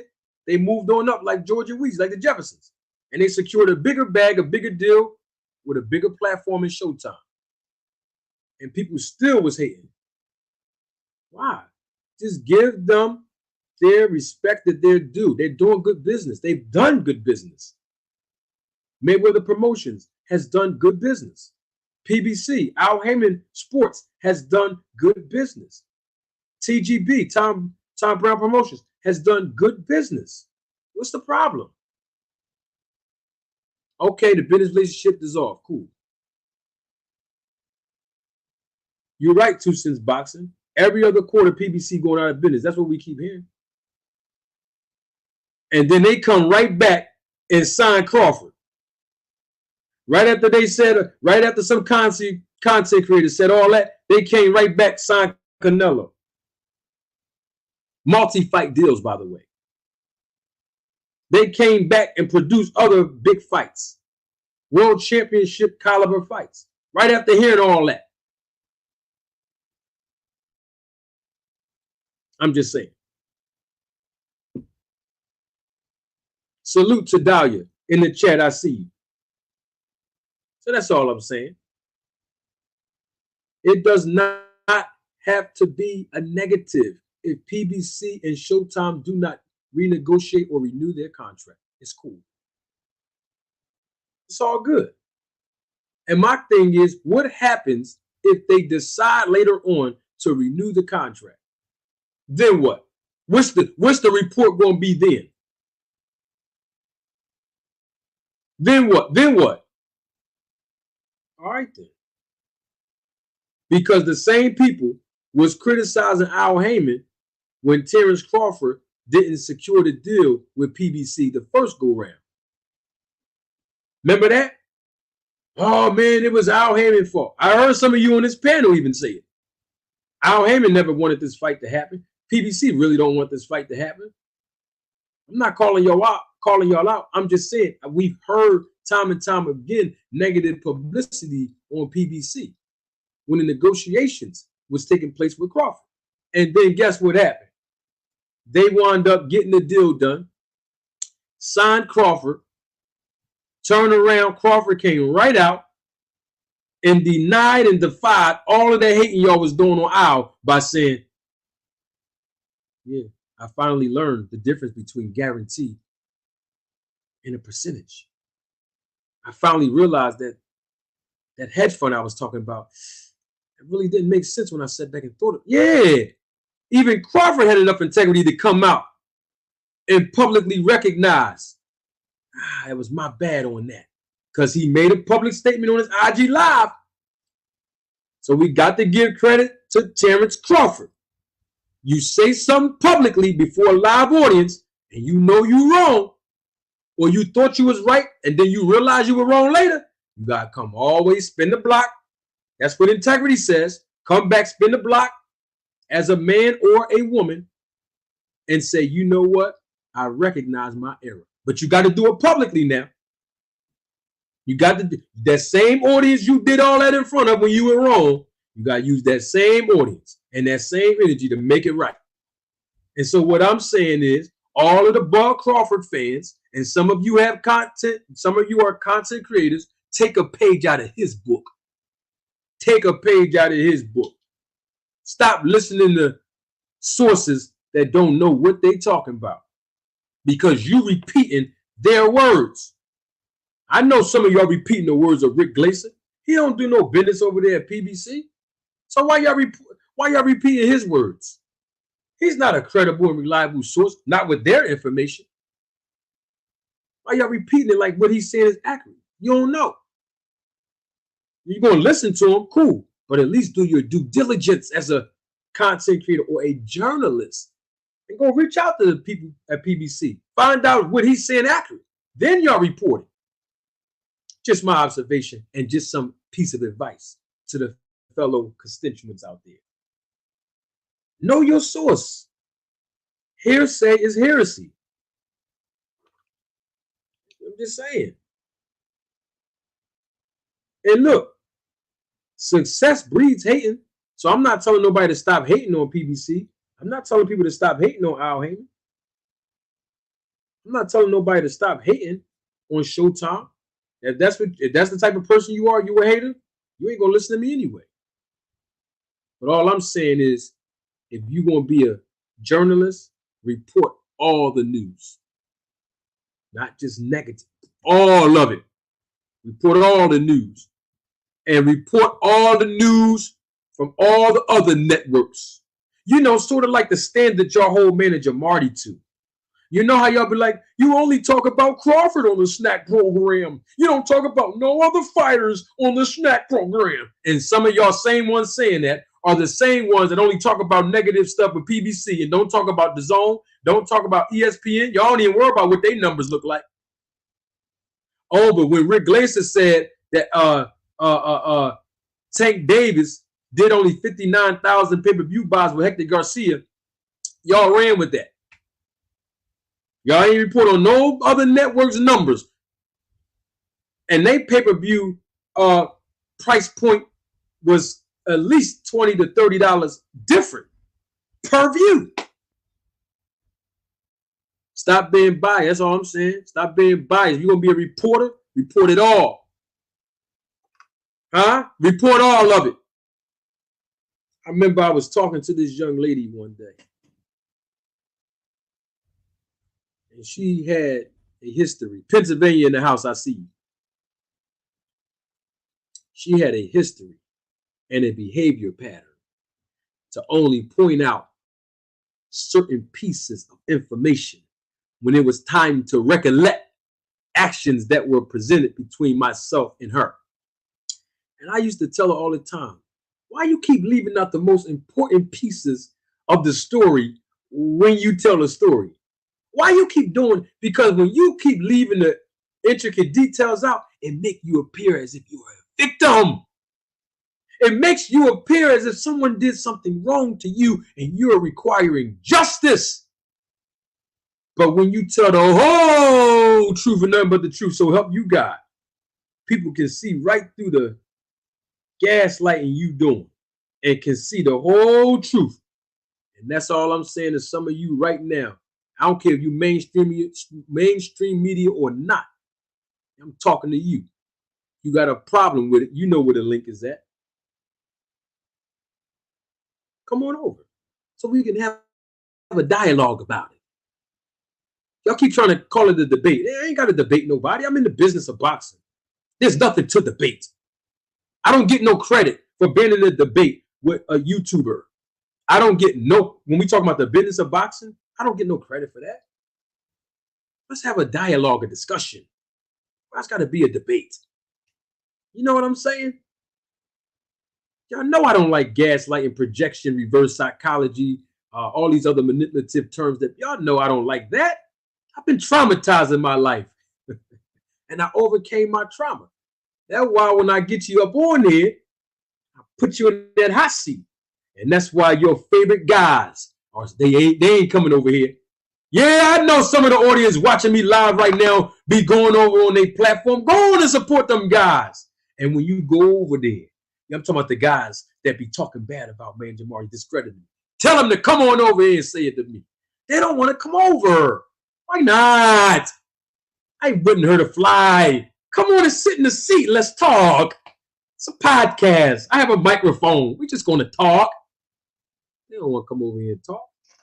You know, I got to, use entertainment for all of this, right? Yeah. Like a guy, I forgot his name. Full Cat. I'm not going to give that man no press. I'm not giving no press. But he was on the panel the other day, right? And he said that he did videos on me. I had no idea, ladies and gentlemen, members of the jury, members of the Road to Tape film crew, that the guy 4G's Cat, I think that's his name, he was on the panel the other day, right? And he did videos on me. Like, bro, I let you on the platform, bro. I didn't even know he was a content creator until he told me when I asked him. Because he said, I did videos on the content. I said, videos? So are you a content creator? He said, yeah. Some of y'all remember him. So you was over here, I let you on the platform, but you had an agenda. And then you leave the platform, and then you do a 4-part series trying to discredit me? For what? Everything I said was true, bro. I'm cool with you trying to discredit. I'm just saying you ain't make a transaction in the business. So if I'm talking about the business of boxing, brother, I am a reliable source. I'm a credible source here. But that's cool. I'm not asking for you to like me. I'm not attracted to men. I think every woman on here knows that already. So I'm not here for men to like me. I don't know why men keep telling me they don't like me. My point is, you said it was a debate. That's where I'm getting at when I use the word debate. Y'all stay with me. In your videos, 4G Caps, whatever your name is, you said in your title, Manager Marty debate. Stop clout chasing and clickbaiting, bro. This was no debate at all. This wasn't even a debate. There's nothing to debate when we all know Crawford is with the snack program. That was no debate, bro. But you try to come over here like you were just trying to make a couple comments on the panel, but your agenda was really to get some clout and debate. Stop. That's not nice. 4 Caps G. I don't get no credit for debate, but if you want to have a real discussion, a dialogue, you are more than welcome to come right back on here. Because I got some questions I want to ask you since you did that little move you pulled. And then when I looked on, this is why I'm disappointed in you 4 Caps, and I'm going to be quiet about this. When I looked on, this is what disappointed me enough. It did disappointed me a lot and enough. You only had 300 views on one of the videos. I'm disappointed in that. I am. You put my name in the title, you better make sure you at least get 1,000 views. That's all I'm saying. Not because I'm famous or a celebrity, because I'm not, but because of the way you titled it. YouTube pushes out the beef and drama in their algorithm. That's what I'm talking about. I ain't talking about me. I humble myself. I don't care about none of that fame. What I'm saying is, bro, you got to get the viewership up, bro. That's all. So your promotion skills, increase it, improve it. So you can hype the debate up so more people can come over here when you get here. That's what I'm basically trying to say. I'm trying to help you advertise this thing here, bro. But your name is Caps. You got the word cap in your name, right? But that's all you were doing when you got here, capping, bro. You ain't debate me. You didn't. It wasn't even a debate. But I see you try to, you know what I'm saying? But let me just give you this, Cap, because I know you watching now or you're going to watch the replay of this. And if you in the chat and if you watching, and you know him, go run over there and tell him what I'm about to say. Bruh, send me an email next time you want to use my content. You used a piece of the whole content of you being on here, bro. Don't steal the content, bro. Now, if you want to play the audio, I don't care. Go play the audio. But you put the whole piece of the panel all up on your platform, brother. You didn't give me a dime of that, bro. It's business. It ain't personal. Send me an email and ask me, yo, I want to use the piece of the clip that I was in. Is it okay? Go ahead. It's cool. But don't use the whole clip. You use the whole clip. Didn't even get my permission, bro. Come on, bro. We ain't got, you got to do things with honor is what I'm saying, bro. Have integrity about yourself, sir. Don't steal the whole content, bro. That's why I don't put the video parts up. When I want to roll the tape on people, I just use the audio. I just use the audio and tell you who the source is, where I got it from, bro. Salute to my guy, Mark Nash, for teaching me about put the person's name in the title on that. Because I didn't know no better when I first started this thing here. But, bro, you're going to use the whole content. Hey, let me know you want at least get my permission first. You going to use the whole content, bro? So you're going to make money off the content. Come on, we don't do that, bro. Be honorable. That's all I'm saying. That's my message. I ain't no hater. I ain't worried about no money. I'm just saying it's the principles of these things here. If you want to come and be an honorable person before the audience, because listen, the audience that I have here, the supporters of this platform, they honorable. The people that's in the chat that come here,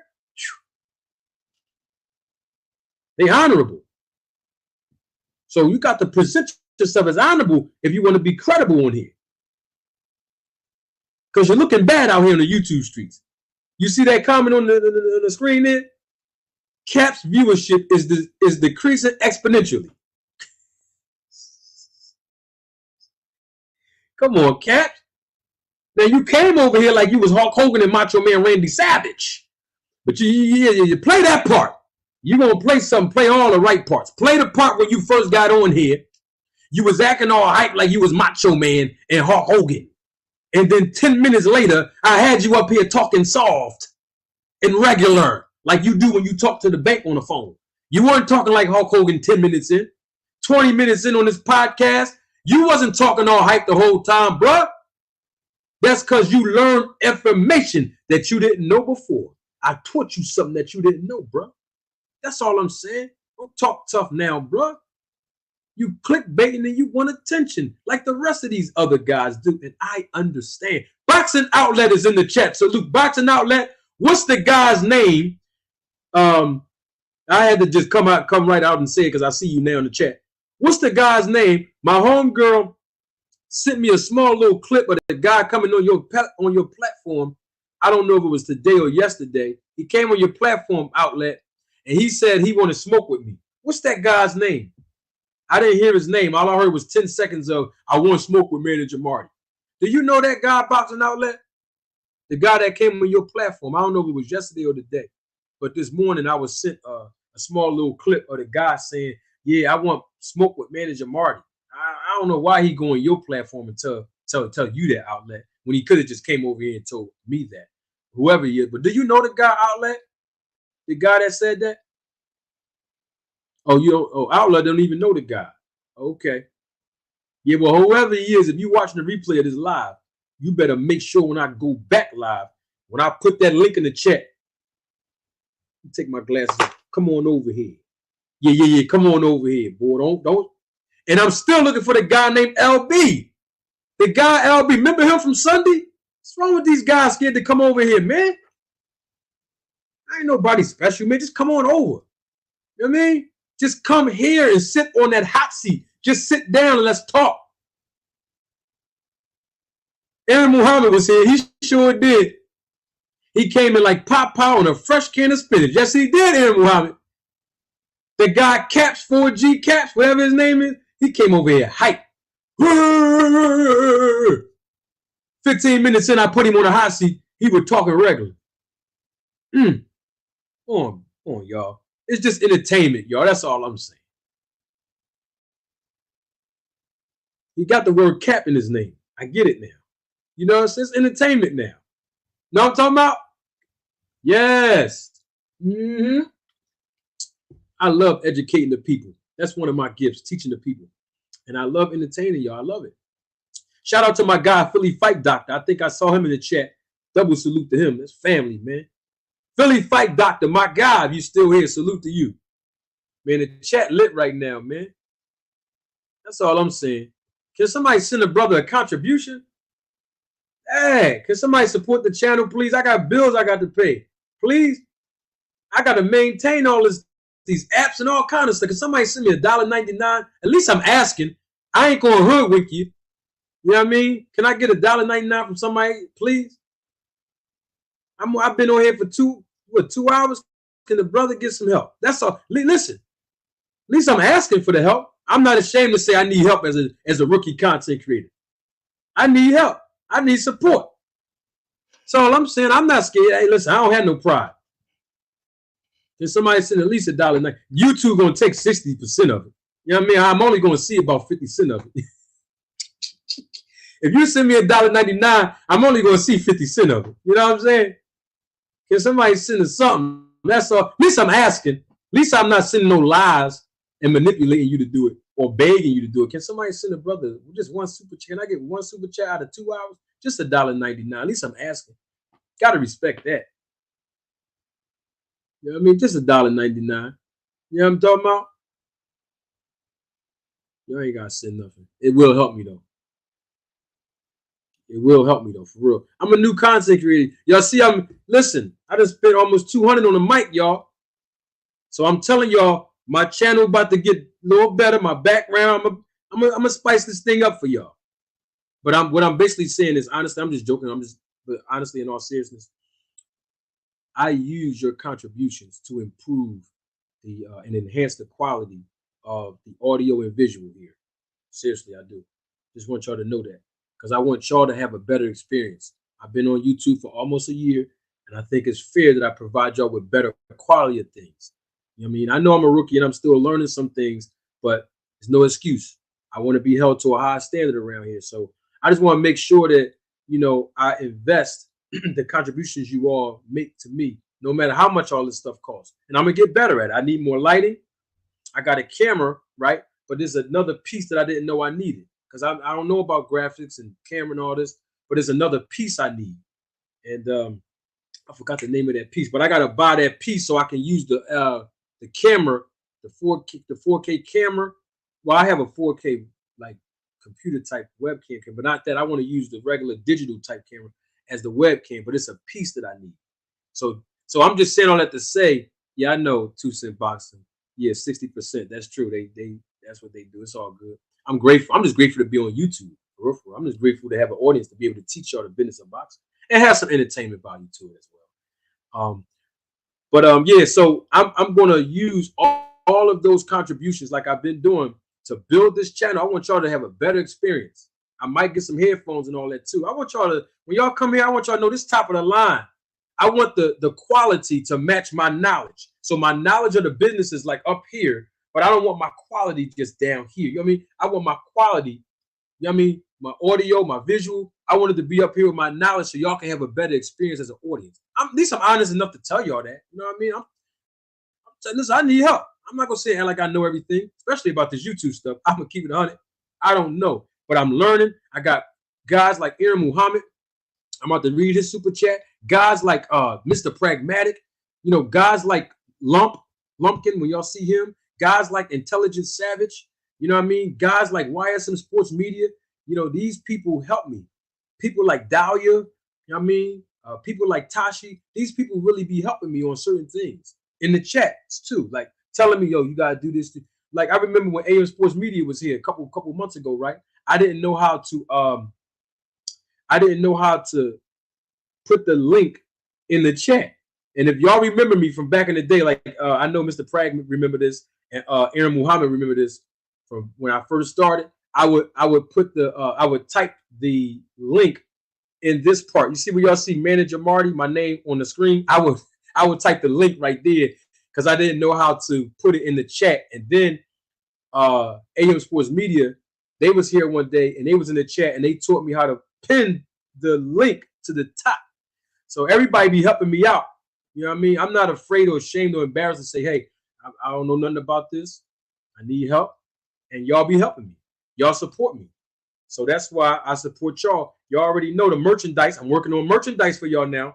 I got to give you something of value. I have to give you something to represent and support the channel so everybody know y'all part of the Road to Tape film crew. You know what I mean? So I got that. I'm working on that. I'm not going to break your bank. No, no, no. I'm gonna keep it 100 with y'all. I'm gonna tell y'all straight up what my business model is. I'm gonna undercut the competition. I'm being honest with y'all, cause y'all family. Y'all part of the Road to Tape film crew. I'm gonna always keep it real with y'all. So if they selling shirts for 35, I'm going underneath that. I'm just gonna keep it 100. That's what I'm doing because I want to make sure y'all can afford the merchandise, support the channel. We're gonna blow up together. We're gonna grow on this thing together exponentially. But I'm doing way too much talking. I got to read these super chats because Mr. Prag gonna let me know. Mr. Prag gonna tell me, don't take too long. Read them chats. Read them. I'm gonna read them right now. Thank you so much. Double salute to my guy, Intelligent Savage. Thank you for your support and your contribution all the time, Intelligent Savage. Not just for the day, also for the day. Thank you, man. I appreciate you so much for being a supporter of this channel. And thank you so much for your contribution today. Thank you. Always a pleasure. My guy, family, as always, man, I got to send this guy. I told this guy I was going to send him something, right? And I'm going to send it. You know what we talked about back in the day when we first emailed each other about that. I'm going to send that to you anyway. I know you told me don't worry about it. I'm going to send it to you anyway. Be a blessing to you, Mr. Pragmatic, for always supporting the channel, you and your lovely wife. I appreciate. Tell Misha I said what's up, man. Mr. Prag, double salute coming your way right now. Thank you for your support and your contribution and all of the advice that you give me when it comes to, enhancing the experience of all the guests here on YouTube. Thank you, Mr. Prag. Mr. Prag says, I got you, bro. I know you do, and I got you back. For real. Who else we got here? Mr. Kamal Oz. Salute to you, Mr. Kamal Oz. Thank you for your contribution and your support to the channel as always and providing us with your knowledge and great perspective on the panels and even in the chat. Always a pleasure. I have to read his super chat. Kamal Oz, I got something for you too, Kamal. I got something for you. I got something for you, Mr. Prag. I hear you, Mr. Prag. I got something for you, Kamal. Just want you to know that. Kamal says, Edwin De Los Santos is doing fat camp for Shakur fight? That's a very good question. I've been hearing things about the guy, Edwin. I don't know if it's true or not. I told y'all hearsay is heresy until you verify all the facts. But I'm hearing things. I'm hearing things. But guess what? That's all a part of the grand scheme of things.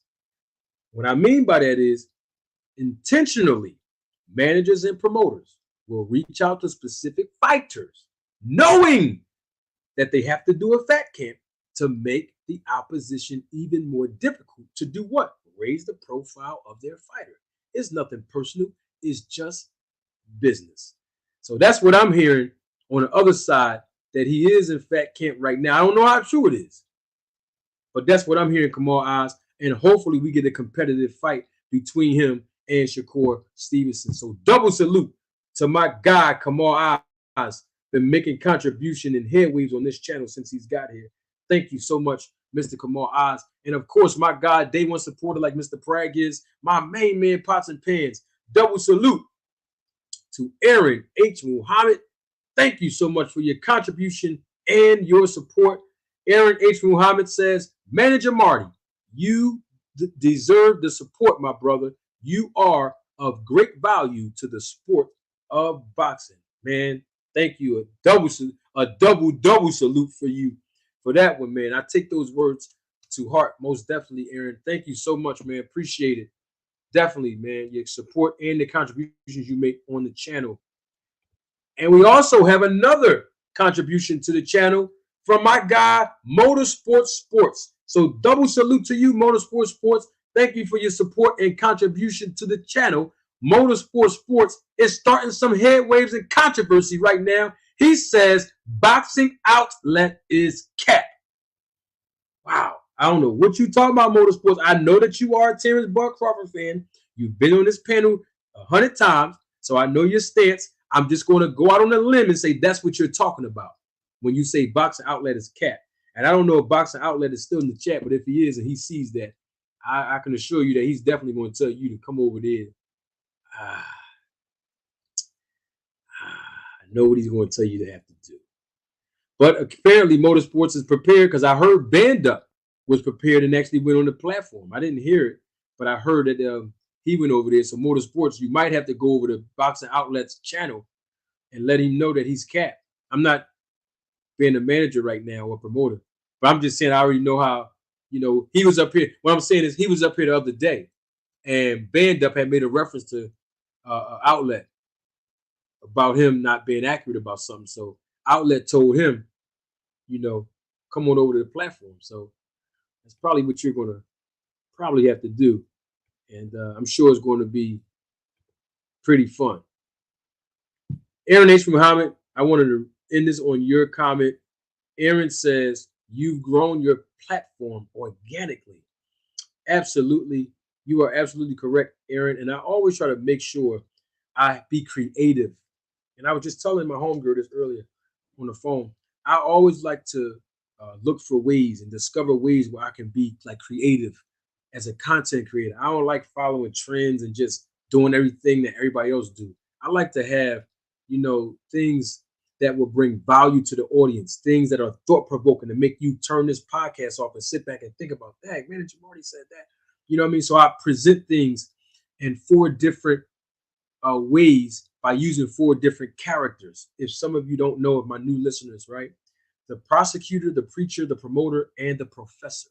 So that's something creative, right? Like I had the Truth Hurts segments for Errol Spence fans. Then I had the Nip It in the Bud segments for Terrence Crawford fans. Then I had the Nip It in the Bud and Truth Hurts segment where both fan bases of Crawford and Spence came on the platform together.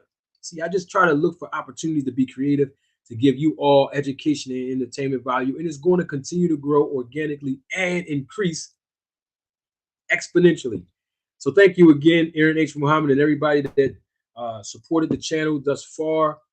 Let me see, is anything else? That's probably it for today. Let me give you all my spill when it comes down to when is the next time I am going to be here. How about tomorrow? What's tomorrow? Thursday? Yeah. How about tomorrow? How about tomorrow? How about we come back here tomorrow? I think 4 o'clock Eastern time is good, right? I try my best, y'all. Just so y'all know, I try my best not to compete with other content creators, whether they like me or not, even the ones I'm cool with, because I want to make sure you all enjoy the experience of just having me as the content creator and you being my audience. And then if you want to go over there to someone else, you'll still have the opportunity without missing their content, right? That's just me thinking about everybody. You know what I mean? So that's why I try not to step on nobody else's toes as content creators, even the guys that don't like me. I still understand that, okay, this guy might go on at 4 o'clock. This woman might go on at 8 o'clock. I'm just using times as an example, right? So I try to fit in between those times or whatnot, so I can make sure I provide something fresh bread for y'all as the audience, and y'all don't have to feel like y'all stuck between a rock and a hard place to compete with me. And most of us usually share the same audience anyway. You know what I mean? So I try to be mindful of that so that you all can get the fresh bread and I can get your viewership and we all can win. You know what I mean? So I appreciate everybody that came out today. I appreciate each and every last one of you that contributed to the channel. Thank you very much. I look forward to seeing each and every last one of you tomorrow. We're going to try to stick with the 4 o'clock time. If anything change, I will let you know in advance. And I say change, whether it be 3 o'clock or whether I can't come on. But for the most part, my schedule is solid enough. I can squeeze that 4 o'clock in and make sure I can go at least an hour and a half to 2 hours to give you all of my energy and make sure we all win and we all talk the sport and business of boxing. All right. Thank you all for your time. Look forward to seeing you all tomorrow.